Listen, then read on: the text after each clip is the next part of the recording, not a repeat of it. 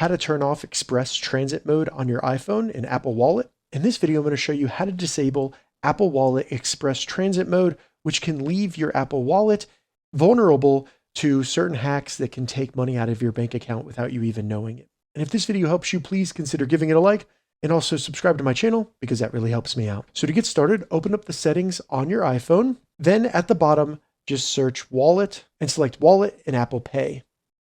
So once in here, all we need to do is scroll all the way down to the bottom. Once you get to the bottom, you'll see Express Transit Card. Select that.